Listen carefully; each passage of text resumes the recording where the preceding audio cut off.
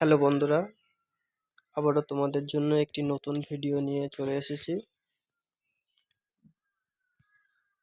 যে বিষয়টি নিয়ে এসেছি বিষয়টি হলো মাধ্যমিক এবং উচ্চ মাধ্যমিকের জন্য খুব গুরুত্বপূর্ণ। বিষয়টি হলো একটি নদীর আত্মকথা, বাংলা প্রবন্ধ রচনা। রচনাটি 2025 সালের জন্য খুব গুরুত্বপূর্ণ রচনা। রচনাটির মধ্যে কন্টেন্ট রাখা হয়েছে ভূমিকা, আমার গতিপথ, আমার পৌরাণিক পরিচয়, আমার গর্ব, আমার দুঃখ, উপসংহার। তো বন্ধুরা, রচনাটি শুরু করা হলো। বন্ধুরা,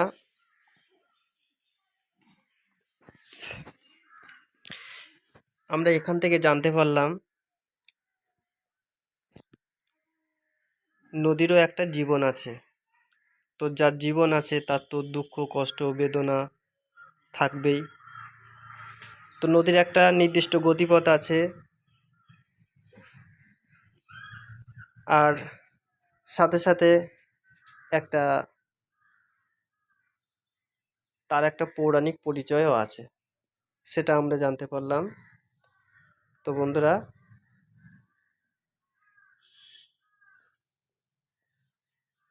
তো আমরা আরও জানতে পারলাম নদীর গর্বও হয়। তার কারণ নদীর জল আমরা বিভিন্নভাবে ব্যবহার করে থাকি। তো নদীর তো গর্ব হবেই। আরও কিছু জানতে পারছি যে নদীর যেহেতু জীবন আছে, তো নদীর দুঃখ কষ্ট তো থাকবেই।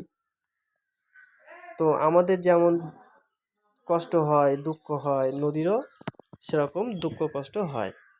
কখন হয় দেখে নাও। এখানে আমরা নদীতে বিভিন্ন রকম নোংরা আবর্জনা ফেলি। তো যখন নোংরা আবর্জনা ফেলা হয়, নদীরও খুব কষ্ট বা দুঃখ হয়ে থাকে। তো সবশেষে উপসংহারটা তোমরা এখান থেকে খুব মনোযোগ সহকারে পড়ে নেবে।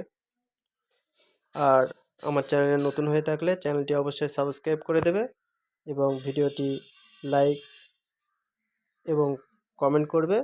কমেন্ট করতে অবশ্যই ভুলবে না, কারণ তোমাদের কমেন্টের উপর ভিত্তি করে নতুন ভিডিও বানানো হয়। তোমরা মনোযোগ সহকারে একটু পড়বে, পড়াশুনো করবে, যাতে করে পরীক্ষায় ভালো নম্বরে যেন পাস করা যায় বা পাস করতে পারো। আজকের ভিডিও এই পর্যন্ত। তো বন্ধুরা, ভালো থাকবে। তো বন্ধুরা, দেখা হবে নেক্সট ভিডিওতে। ভিডিওটি শেষ পর্যন্ত দেখার জন্য ধন্যবাদ।